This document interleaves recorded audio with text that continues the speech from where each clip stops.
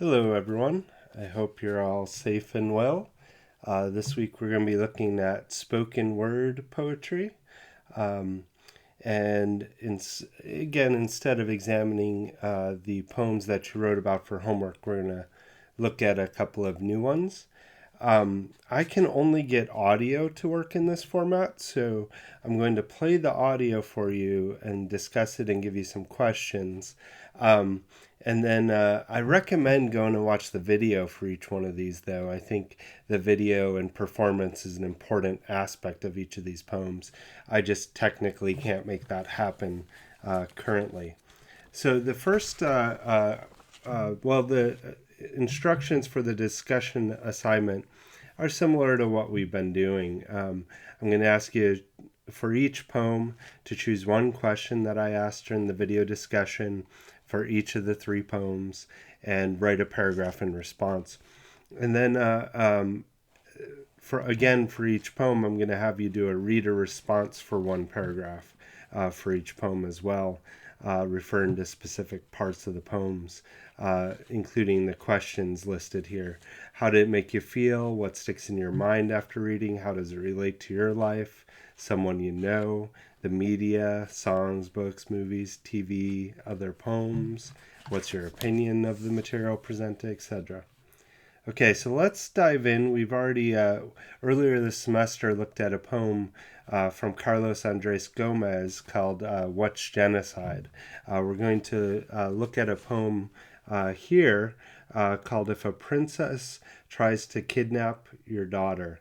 And I want you to really think about how this could be universalized, how this could apply on those big universal ideas as well.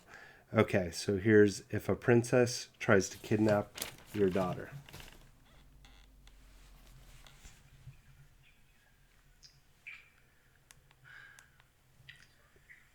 If a princess tries to kidnap your daughter,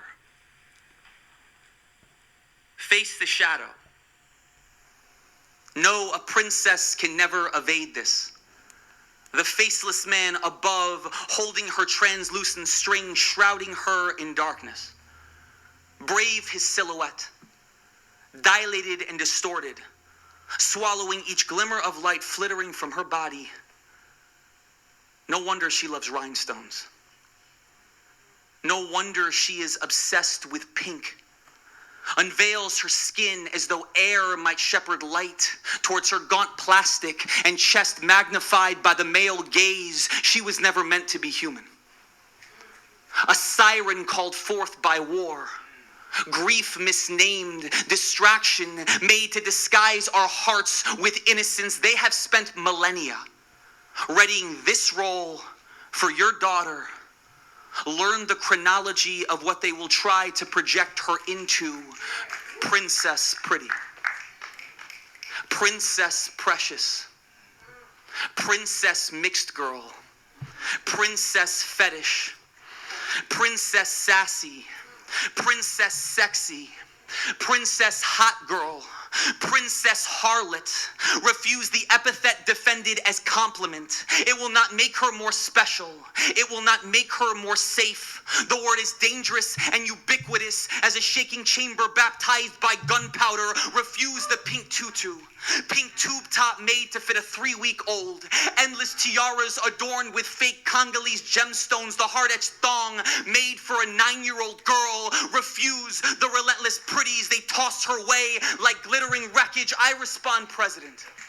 I respond, call her President Grace. They say well-behaved little lady. They say pretty little peach, pretty little princess. They comment on her eyelashes and skin tone as though we baked her from a ready-made biracial cake mix. I respond resilient, firestorm, brilliant, renegade, Joan of Arc, I yell back. Fannie Lou Hamer, Frida Kahlo, Alice Paul, Dolores Huerta.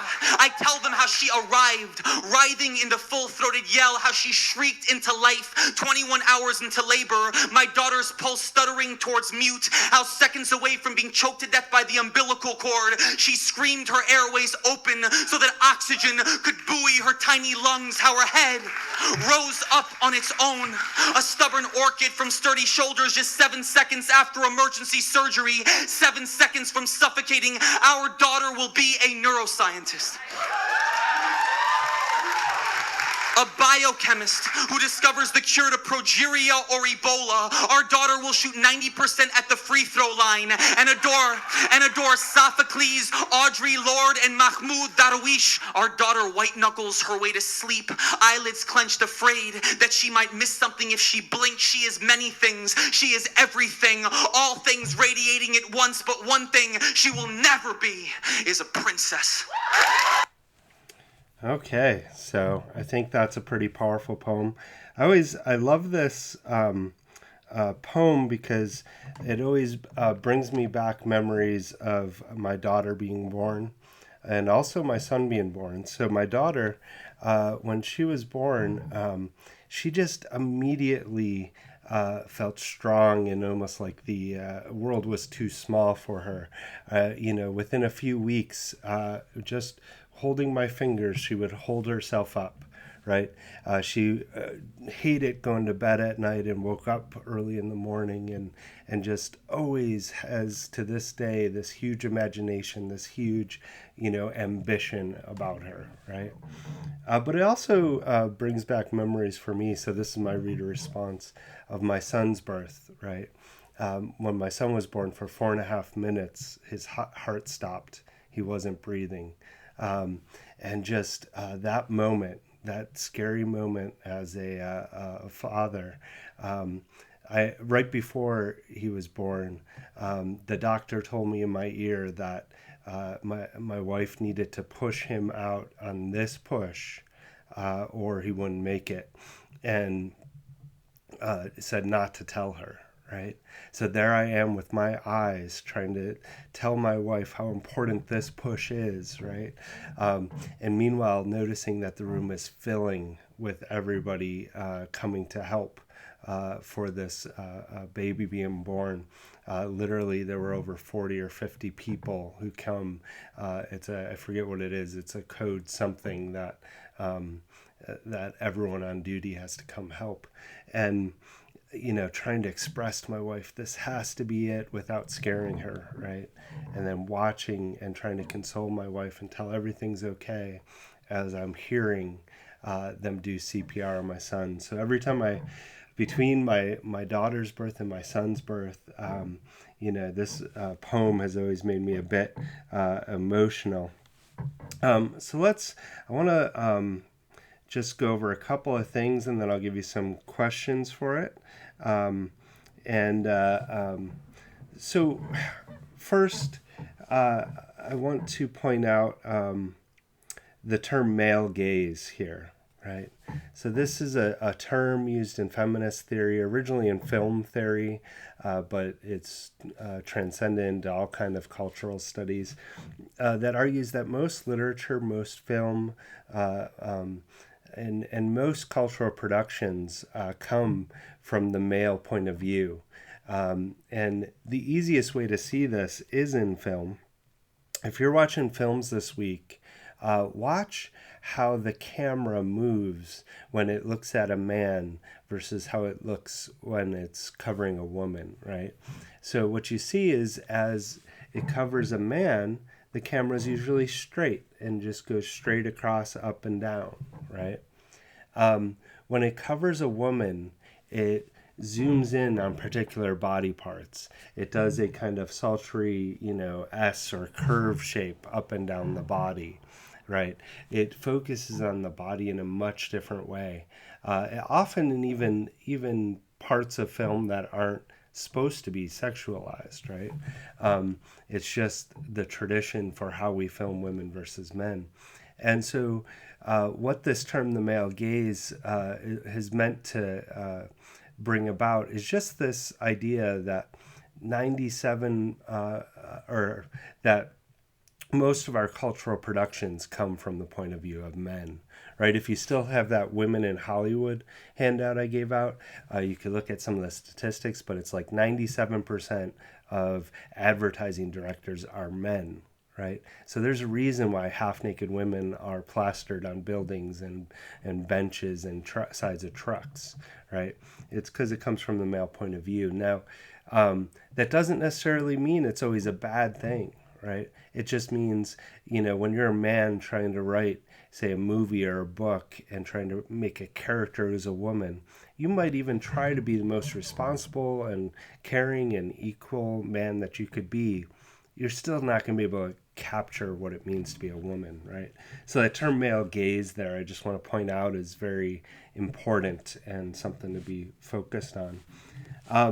So we get early on, we get this challenging the word princess, right? And so you could think one question could be, why is he against princesses? What is it that makes this such a negative thing from his point of view? And you don't have to agree with that point of view. That's something you could write about in your reader response. But why is he portraying it as something so negative, right? And another question that you could look at, you could always combine two questions too, if you think that'll make for a better paragraph of analysis from you. So what's it mean here? The faceless man above, holding her translucent string, shrouding her in darkness, brave his silhouette, dilated and distorted, and swallowing each glimmer of light flittering from her body. No wonder she loves rhinestones. No wonder she's obsessed with pink, right? And especially there, right? Who is this faceless man? What do you think he's referring to here? And what's that say about the role of women, according to from Gomez's perspective, right? Another area you could focus on and write your paragraph about could be this section. What does he mean by this chronology that goes from pretty to harlot, right? What's he mean that this term princess will be used to go through this chronology, right? From pretty to harlot, and he calls it an epithet, right? And so you could go through. Another thing that you could do is look up any of the figures here that you're not familiar with and find out what they're famous for and write a paragraph about why you think he chose those particular people there, right? And then let's see. I think there was one other. Yeah. There's another little section here I think I want you to focus on. Is this it? Sorry, 1 second. No, that must not be it. Must have been up here. No, that's got to be it. Oh, yeah, there we go. Refuse the pink tutu. Pink tube top made to fit a 3-week-old. Endless tiaras adorned with fake Congolese gemstones. The heart-edged thong made for a 9-year-old. Refuse the relentless pretties tossed her way like glittering wreckage. I respond, President. Right? So why is he saying to do this? What's this mean? Why is he saying tiaras are wrong? And what's he mean by a thong made for a 9-year-old? And the insertion of Congolese gemstones here is something you could talk about. So any of these are possible questions for this poem. And I just think it's such a powerful poem. And perhaps, I'll give you a little hint at interpretation here. Perhaps if instead of putting our little girls in tiaras and gemstones and calling them princess, perhaps there would be a biochemist who could cure coronavirus right now, right? COVID-19. Anyways, okay. So let's go on to another poem from Carlos Andres Gomez. And this one's called Juan Valdez, or Why is a White Guy Like You Named Carlos? And I'll just say Juan Valdez was a fake, a logo for a coffee years ago. I think it still is, but I know when I was growing up, it was a fake Hispanic man who was on bags of coffee and in commercials, right? So somebody who wasn't a real. Okay, so let's look at this poem. After the show, she asked me, Carlos Andreas Gomez is your stage name, right? I mean, I've never met a Hispanic who looks like you, so what's your real name? To which I reply,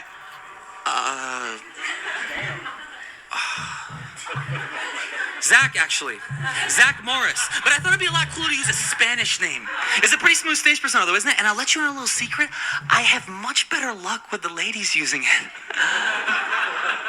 She doesn't laugh. Maybe detects sarcasm, sucks her teeth, and leaves. Offended. I've got a question for you, Princess Anonymous.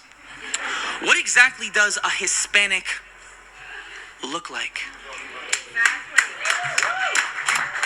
Do I need to look like Juan Valdez and sell Folgers in the TV commercial?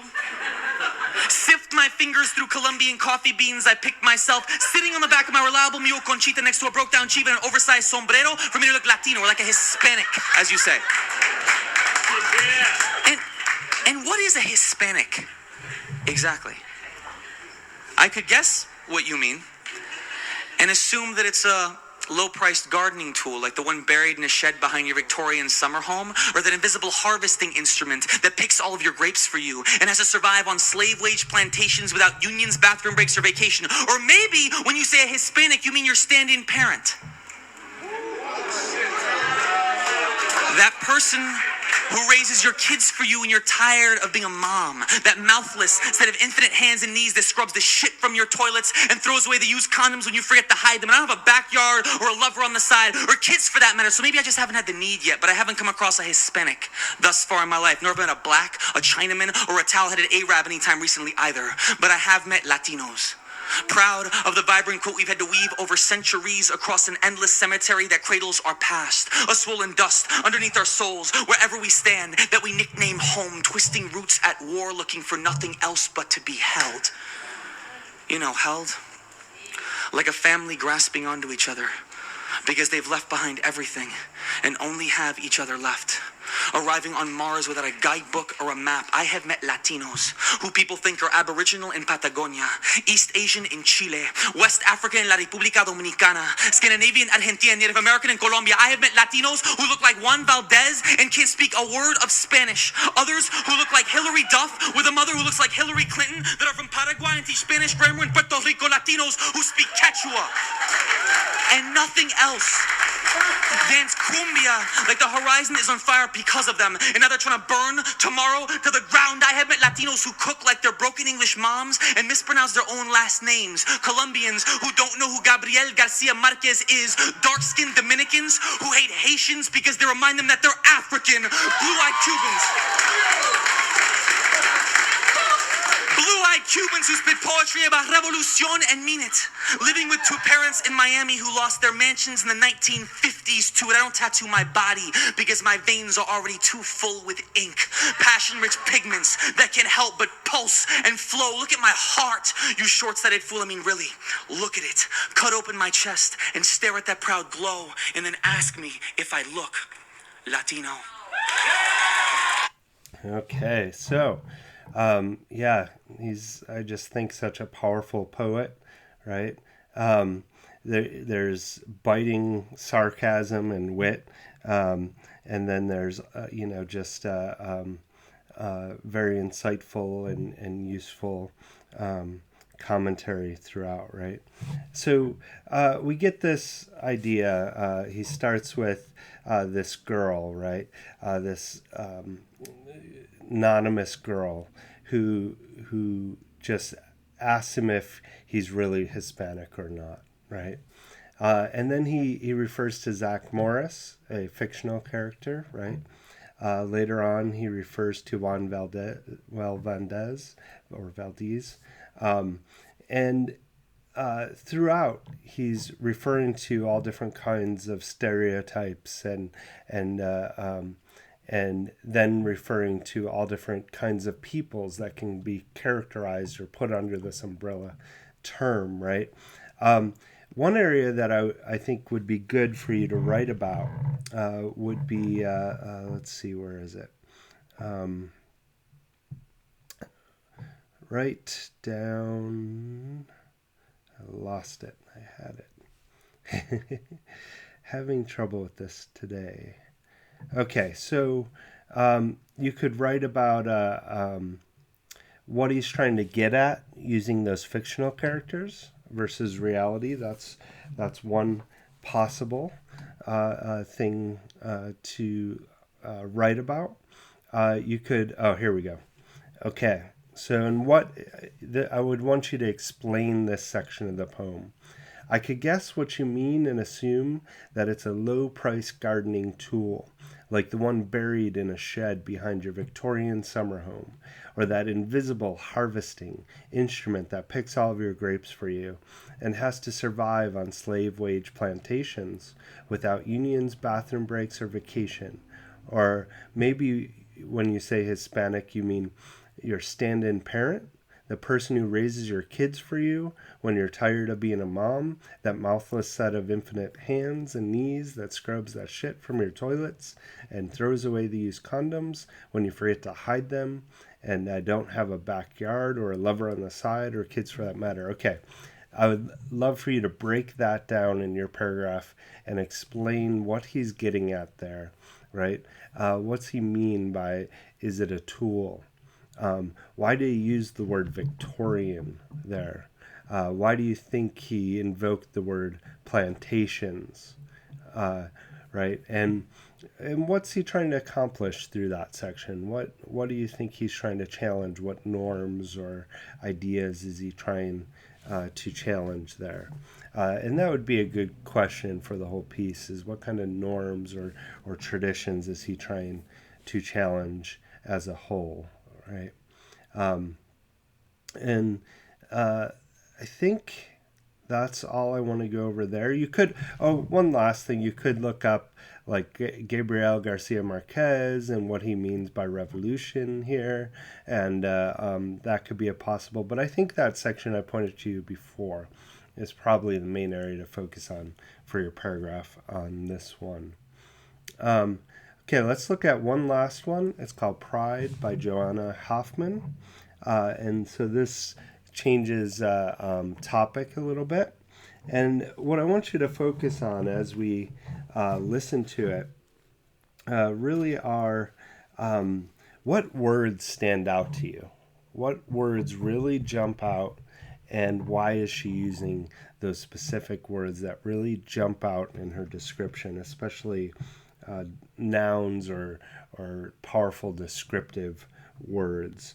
Okay, so focus on that as we listen to Joanna Hoffman, Pride. The summer I turned 14, my grandmother got me totally smashed at a wedding in New Jersey. Somewhere in between the third glass of champagne and the fourth ABBA song, she turned to me and said, "Someday, you're gonna have a wedding just like this. And when you do, please, don't let them play any disco." I didn't know how to tell her that actually I wouldn't be having any wedding at all. That I wore these bones like a voiceover when really I was in love with my friend Kathleen. I thought just maybe if I held this itch underwater long enough, it would float up blue. Tried to claw the want from my voice every time Kathleen asked what I thought of her boyfriend. Tore every power cord from my drive and imagination, burning every lamp in my throat watching her. I know what shame feels like. I have painted my skin with postcard gleam, as if the best I could ever hope for is to reflect somebody else's shine, as if there were some parts of me better off drowned in a swimming pool of whiteout. But it is not in our nature to cringe before the mirror like this. A person who was born blind will tilt their head back and extend their arms when they feel pride. It is in our bones not to bake shame into our blood, but to live boldly. And so now, all these years later, here is my pride. For refusing to allow the wet blanket stare of strangers on the subway smother this burn to hold her hand. For every time someone said to me, wow, you don't look gay, and I didn't say thank you. For refusing to allow my heart to be strip searched by those who want to know if my love is pure enough. Because I have spent years committing hate crimes against myself, and I already know all of those tricks. So when my straight friend asks me why, there is no straight pride parade, I tell her, you can't be proud of something you've never had to fight for. This is for every wedding I watched from the sidelines, every fairy tale with stipulations, every it's a choice, it's a phase, you're disgusting, every swollen choke of shame I learned to coat my throat with, every gay kid who ever believed nothing would ever make this better because home meant break the parts of yourself that don't fit into the plaster of who you're supposed to be. We already are exactly who we are supposed to be. And just this summer, I woke up living in a city where I could actually get married one day. And I never really expected it to mean that much to me. But I think back to that wedding in New Jersey, how I was the last one to leave the dance floor, makeup smeared and beaming. How my grandmother grabbed my hand as I walked by and said, hey, I'm proud of you. With no buts or if-onlys clinging to the underside of her voice, and how finally, after all these years, I'm now able to say the same thing to myself. Okay, so 3 powerful poems today. I think this one, I think a lot of her word choices or the images she imagery she uses really stand out in all different ways. The words that pop to me, this is a possible question. What's she doing using these words? So this is the kind of list I made as I was reading through. I said claw, itch, bones, power cord, burnt lamp, stand out, hate crime, right? What's she doing with all those words? Why is she using those? Why would she use those descriptors to describe the subject matter of this poem, right? I also want you, another possibility is, let's see if I can find it here. Next time I gotta highlight these. Okay. I have painted my skin with postcard gleam. Or first, I know what shame feels like. I have painted my skin with postcard gleam, as if the best I could ever do was just reflect someone else's shine, as if there were some parts of me better off drowned in a swimming pool of whiteout. So what's she getting at there? What's she saying about her relationship with herself, her relationship with her own identity? And why is she saying that? Right, that's a good question that you could look at. I also noticed there's a lot of water imagery. There's underwater, wet blanket, swimming pool, etc. So you could ask, what's she doing with the water imagery in this poem? Just an interesting aside. I'm not sure that it relates here or not, but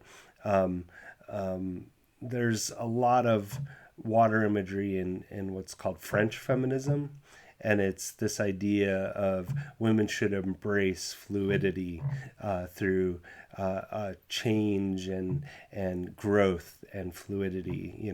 That's a very feminine thing, and you can embrace it. Even think of the womb and the water breaking, right? They look at those sorts of things. How does she challenge our norms, especially Western cultural norms? And again, how does she describe her relationship with her own self, her identity, and how she negotiates that in the world? I think those are all good possible questions here. Okay, so that's going to be your assignment. Again, I know you guys have a lot of work. There's just very hard to do this.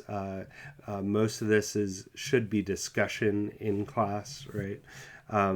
And so we're doing our best with this situation. I really greatly appreciate your hard work. Keep it up. I'll talk to you soon.